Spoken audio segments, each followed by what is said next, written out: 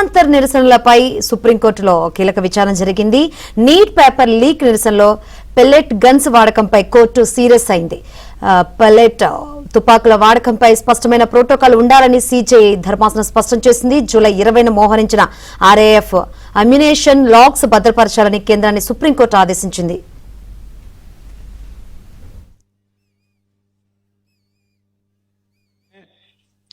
बल के महानिदेशक, बल के प्रमुख के रूप में आप सभी को यह विश्वास दिलाना चाहता हूं, चाहे हमारी operational battalions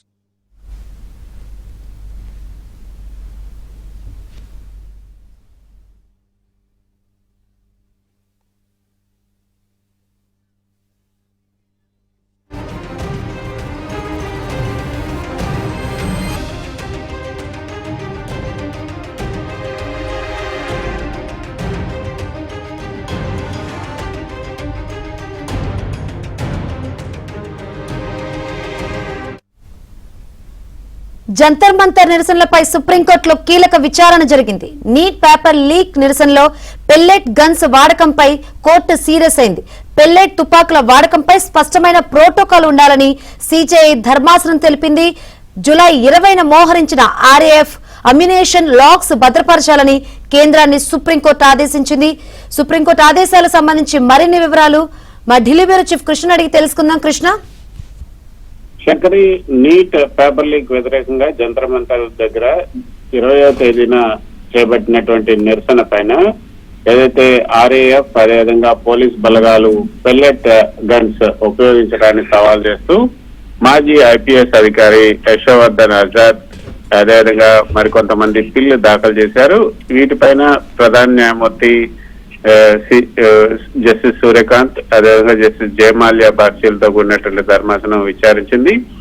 advocate Brinda Grover ఏదైతే ఈ యొక్క పిటిషనర్ తరఫున అడ్వకేట్ బృందా గ్రోవర్ వాదిస్తూ పోలీసులు వాడింది ప్లాస్టిక్ పెల్లెట్లు కాదు, శరీరాన్ని గాయపరిచే లోహపు పెల్లెట్లు, మెటాలిక్ పెల్లెట్స్, అవి దెబ్బతిన్నటువంటి విద్యార్థుల శరీరాల నుంచి వాటిని తీశారని కూడా కోర్టు దృష్టికి తీసుకొచ్చారు.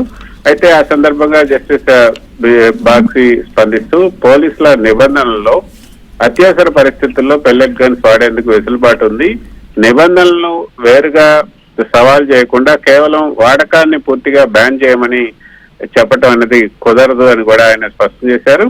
నిరసనకారుడు తుపాకీ వాడితే బలగాలు సమాధానంగా గ్రేటెడ్ రెస్పాన్స్ ఇచ్చే క్రమంలో ఇవి వాడాల్సి రావచ్చు అని కూడా జస్టిస్ బాగ్సీ వ్యాఖ్యానించారు.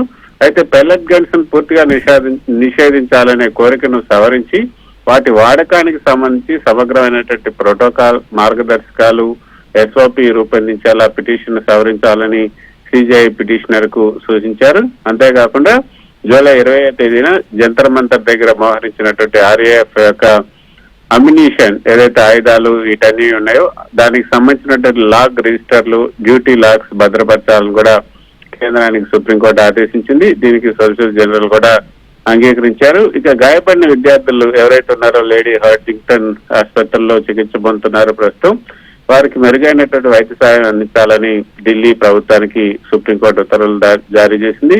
మొత్తానికైతే శంకరి, సాధారణంగా ఈ కాశ్మీర్ లోయలో తీవ్రవాదులు అదేవిధంగా నిరసనకారులు, రాళ్లు వేసే నిరసనకారులు ఎవరైతే ఉన్నారో వాళ్ళని అణిచివేసేందుకు వాడే పెల్లెట్ గన్స్ ను దేశ రాజధానిలో విద్యార్థుల ప్రజాస్వామ్య నిరసనలపైన వాడటంపై తీవ్రమైనటువంటి మానవ హక్కుల చర్చకైతే ఇది దారితీసింది.